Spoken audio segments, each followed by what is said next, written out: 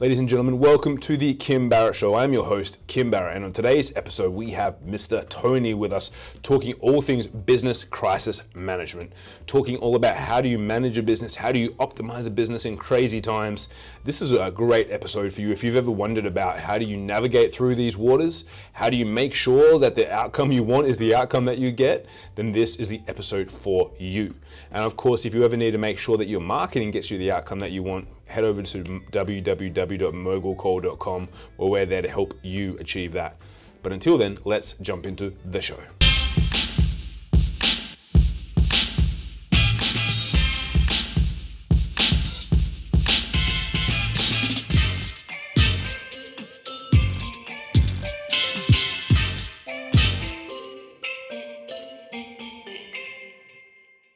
Tony, thank you so much for joining us today. I really appreciate you making the time. My pleasure. It's great to have you here. Now, I always like to start our podcast off with the same question every time, which is, Tony, if you and I met at a party and we were just chatting to each other and I said to you, Tony, what is it that you actually do? What's your go-to answer? Well, usually what I say is I help businesses that are stuck, and they're usually stuck in one of three ways. One, they are trying to scale, so they want to get to another level. Two, they're just want to grow. Maybe they're not growing at all, so they're stagnant. Or number three, which unfortunately is more the case nowadays, they're in crisis. And so helping them to survive in some cases.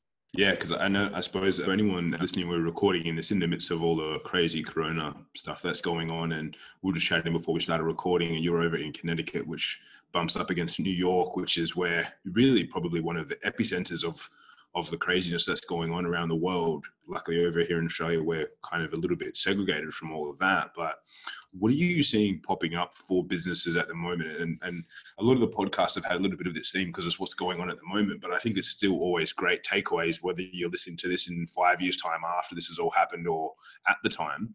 What are you seeing, especially from over in the States where you're up against it pretty intensely? What are you seeing some of the businesses in crises either doing well, or what are some of them struggling with? Well, I think in the States, at least, a lot of them are struggling. Unfortunately, unemployment has gone up to record numbers. Like, you can't even see it on the chart. So I think a lot of businesses are struggling. I think the important thing and where the companies that are going to win are the ones that are flexible enough to pivot. So I think a lot of it has to do with the mindset and being sure to change direction if you have to, especially in the short term. And some of the smart ones are doing that. Even restaurants, they're doing more takeout. Businesses, like I have a marketing agency. Unfortunately, we started this a while ago, but we started to pivot to doing a lot more online trainings and things like that some time ago. But even, some of the friends I have that have agencies are doing that now. So it's never too late. The most important thing is to take action. Yeah, no, that's super important. I love that. So, like, what are some of and it's such interesting. I remember I was chatting with someone the other day and they're like, I've never heard the word pivot used more in my life than in the last 4 weeks. It's like, it's the go-to word, right? So, like, if you're seeing someone who is a service-based business, for example, what are some of the pivots that you've noticed them taking up and doing, and what are some of the ones that where you're going, well, like, this is also, because I know for me, like you said, when I see things externally, especially as someone in marketing, I'm like, oh, I wonder, like, what if they did this? What if they took this approach? And sometimes I'll if they're open to it, I'll share it with them. And sometimes it's what they've thought of, and sometimes it's not. What are some of the things that you're seeing, either as opportunities maybe that no one's grabbing, or opportunities that you've seen been taken, especially for service businesses that have been taken and are working quite well? Yeah, that's another great question. I think the most important thing is to make sure you keep the ship afloat. And so really, I look at everything from the perspective of three things, which are your resources, which come down to your time, your effort, and your money. And so the companies that are smart are, first of all, protecting their cash flow. So I think, like, one of the things that, to answer your question, that smart companies are doing, are they're auditing where their expenses are going. So the first thing you want to look at is there anything I can renegotiate or cut? So even myself, that was the first thing I did. I audited, okay, what am I paying? There's a way I can negotiate it down. There's a way I can build it, do it in groups. So that's one smart thing that businesses are doing. And then in terms of where they're putting their effort, shifting. So maybe, your market you're in today is declined. Is there another market that has a lot of viability? So there's always, the way I look at it, there's always opportunity. and you have to be smart enough to find where that opportunity is and be, innovative. Now's the time to innovate. Yeah, I 100% agree. And it's interesting though as well that for me, and I realize that I haven't done this as much as I used to do, but even when people are thinking of negotiating on fees and negotiating on even subscriptions, like I know for us as a marketing, we probably spend a couple $1,000 every month on our subscriptions. And we've went really hard on negotiating on all of those, but also not just going for the thing that's like, give me a discount, being like, cool. So if we pay you for a year, what can you do us a big discount? Like just trying to find those opportunities out there as well. But right. People can do that anytime, right? And that's what kind of interests me in the sense of like the business owner's mindset. It's like you have to wait. You don't have to wait for a catastrophic event to be able to look at and find and identify opportunities and whatnot as well, which is always just interesting to me because it is something that everyone's doing right now. But it's like, well, imagine if you had that same energy, effort, and drive to get an outcome when there wasn't a pandemic going on, like how different businesses would be. Because I think the Warren Buffett quote that, when the tide goes out is when you see everyone that was swimming with no pants on is kind of what's happening for a lot of businesses right now, because they could be, quite heavily leveraged. Like in Australia, we had one of the big airlines, Richard Branson's airline, Virgin Australia, involuntary administration. So they're like, they need like a couple of $1 billion to recuperate. And that's a brand like that. So what are some of the key steps that you think that people, if they're going, cool, yes, it's crazy, it's intense times, I've taken down some of my expenses. That's kind of the foundations of like, put a lid on it, right? Like we're going to get things secure and firmed. What are you seeing as then once people have that? And again, this is, guys, if you're listening to this after all of this has happened or whatever it might be, always you build your foundation and your base, and then that's when you have the stepping stones for growth. What are you seeing and what are you kind of recommending to clients as some of the steps out of this, looking forward 6, 12, 24 months? What are some of the things that you're seeing or identifying that people should then be like moving their attention towards from there for growth purposes?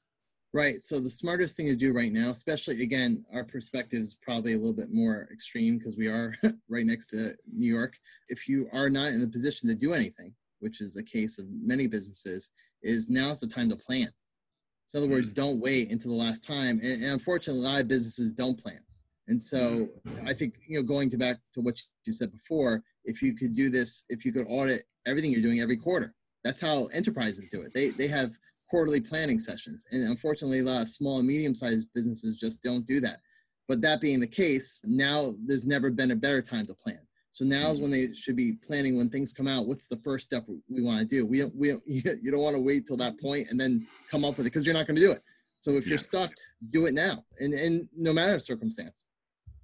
Yeah, no, I love that. And I think that's something that everyone should do and take away. It's like, cool, imagine if you did the same, if you had the planning session, the attention you put on things that's going on right now, and take that into your regular quarterly meetings, yearly, monthly assessments, weekly assessments, because I find that a lot of people, I don't know, I've been guilty of it in the past. I put my hand up at when things are good, fair weather, they always talk about fair weather friends and fair weather businesses. It's like when things are good, you're like, weekly meeting, I said, okay, we'll catch up on that next week. And, things get pushed out.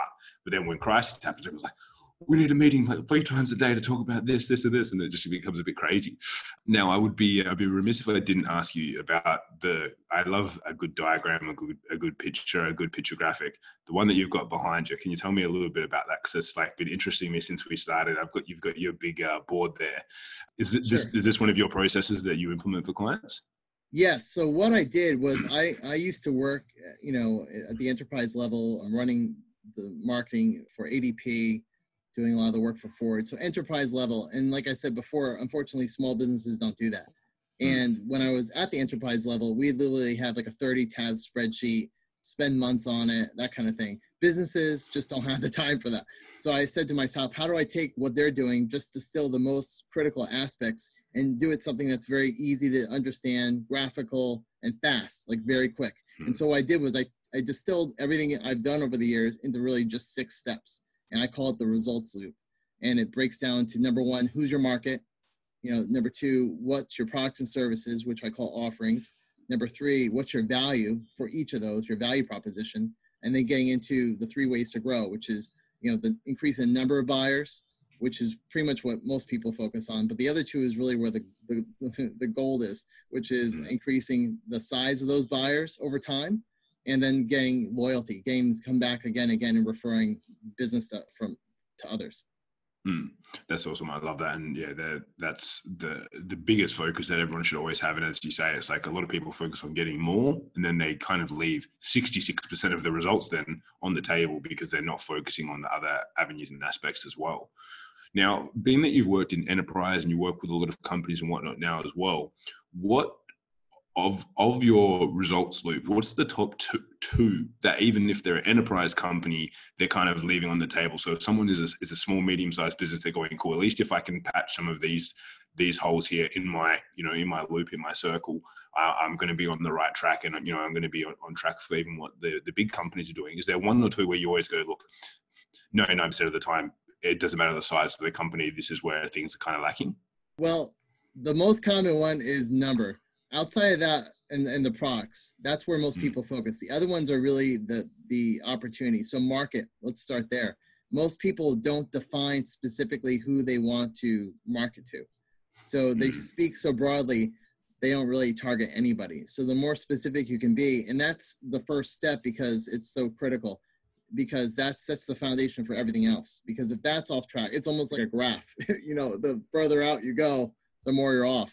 So that's probably the top one. And then next to that, I would say value, because the three ways to grow all extend from those. So on the left-hand side of the diagram is what you do internally, and the outside is kind of the repercussions of that. So if you have a really good defined market and you provide the value to the market, all the other stuff will almost take care of itself, because, if it's a no-brainer offer, people will buy again. So I would say the top two would be the market and your value.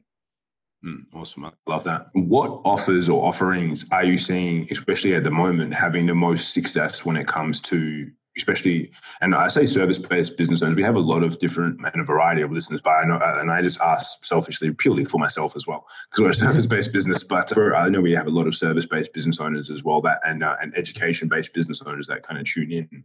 What sort of offerings have you been seeing have the most success in the current climate? And why do you think they're standing out now versus before or compared to other offers? Yeah, I think a lot of the movement is towards, which is kind of obvious in a way, but virtual. The more you can make your business virtual, the more isolated you'll be from these issues. So for instance, like I do with my agency, moving more towards training, any kind of membership models that have recurring revenue. That's another thing that most businesses don't think about. How do I make my business recurring so money comes in every month? And that eases a lot of the stress. Anything like that. I mean, any business can do it. I mean, if you are a restaurant, you can do cooking classes online. We have a yoga studio that's doing virtual yoga. So if you're creative about it, almost any business can become more virtual. And then what's your thoughts on, once things go back to whatever the new normal or whatever things go like after this, with people that have then been conditioned for a while to do online classes, and even businesses doing that, if they then got to go back to the splitting their time between live, in person, I should say, and virtual, how do you think that's going to affect companies and their focus and what they do going forward? Yeah, I think it's going to be a challenge for some, because I think it is going to be a longer term impact. I don't think it's going to be as dramatic as a lot of people think, because I have 6 kids. And so I know having them do school from home is torture. So that's going to change. So I think online, there's still going to be terrestrial schooling. I think business, like offices, I think the move was already to decreasing the use of office space. So I think office spaces and all the businesses around that. So if there's delivery trucks or anything like that, that's going to be impacted. So I think you're going to see more remote work, because it makes sense for the business owner too. I moved to remote work before all this because it was a great way to reduce expenses. And so I think the way I look at it, what I learned in finance school is go with the trend. So if the trend is already in that direction, it's only going to get emphasized. So I think over time, more and more is going to happen. The short term, people have short memories. So I think in the very short term, people will go back, travel will come back. Those industries like that are really hurting will come back. It's going to take a little time though. what are your thoughts then on, for example, people like long-term pivoting, like you said, for example, yoga studios, if they are able to capture new markets and it does become more profitable than them having a physical yoga studio and all that sort of stuff, what are your thoughts on them afterwards going, well, look, we're not going to go back to in-person classes for some aspects, maybe because if they've been able to expand their reach and then maybe they've been able to get people outside of their geographic region to jump on some of these things. Do you think that's going to have a bit of an impact on certain, especially I'm thinking more like the fitness and health space, because I've seen so many people have to go online with that. What are you kind of seeing from your side on the other side of the pond? I mean, my perspective is it's going to get consolidated. So my thought is the bigger players are going to get more market share. If you're the local yoga studio, it's going to be more difficult because you're competing against celebrities and everyone else that's doing yoga. Yeah. So I think their best shot is still to have the local angle and have people in there physically. I just don't think they'll have the scale, the marketing capabilities to really take on some of these giants, but they're very strong on the local basis. So I think they'll probably go back for the most part. There'll be a few, but for the most part, they'll be stronger in their local markets. Awesome. Yeah, I love that. And I would agree. It's interesting. And I know for a lot of them, everyone started, especially in Australia, started pushing towards taking their classes online and their train. Like we work with a few gyms and whatnot as well. And then you have the likes of Chris Hemsworth, who has his Center app and just goes, it's free now for everyone as a give back. Right. And everyone's just like, man, you just kind of like, no one can compete with training with Thor, you know, right. for your workouts. So it's like, okay, it becomes a little bit harder. So as you say, those big players do it. But yeah, I think it is good. But then also, I think it's pushed a lot of people towards having to understand how to use at least online. And I've been calling it like forced digitization. So it's like, well, now let's just say, even if you did outdoor boot camps, which we have a lot of in Australia, in wintertime, you could pivot and just say, hey, like our winter classes are done at home and online, and in summertime when it's not raining, then you can have your outdoor boot camp, so that you can still, now that they've all had to buy cameras, figure out how to use Zoom, live streaming, all that sort of stuff, it is an extra asset for a lot of businesses, and something that I'm seeing and say, then if you can also connect that with doing your live classes still, if you have physical premises, then you kind of get the best of both worlds. So yeah. It's definitely interesting. I think that's where smart businesses will really look at factor number 3, value, like your value proposition, and understand, like at the local level, they have a huge advantage because people buy from those they know, like, and trust. And so you may not have celebrity, but if you build relationships at the local level, you're going to have an advantage over Thor. You know, so I think it's really evaluating where you're strong and riding that as hard as you can, as opposed to, you know, hoping you can be everything to everybody. Yeah, no, I love that. And I think that's spot on. Now, as we get in towards the end of our time here together, we'd like to keep these interviews short and sharp. Is there a question that I didn't ask you that I should have? Oh, that's a good question. Yeah, let me think about that. Question you should have asked. I mean, a lot of times I get asked a question like, what's the difference between what the top companies do and the small ones don't? And so I've been giving that a lot of thought lately, because that was one of the things that was interesting at the agency, because I started a marketing agency to help the small businesses with what I learned. And a lot of times they were just off track. And I would say the biggest thing is their lack of planning and just the way they think about business. It's the mindset.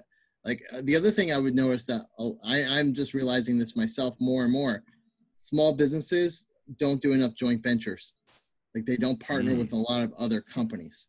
Whereas the enterprise level, when I was, one of the reasons I had a very large agency that was at the Fortune 500 level, why we grew so fast is because we did joint ventures with Ford Motor Company, with Google. Like we did those kinds, and that's how the big companies think. So if I could share anything, that's kind of how they look at how they can create leverage. I think that's the key word, is leverage. How do you create leverage in your business? How do you take what you're doing and do it at a much bigger level by thinking, just thinking bigger? I love that. I think that's very important. So number 1, planning. Number 2, joint ventures, ideas, strategies, bringing people together. I think that's so important.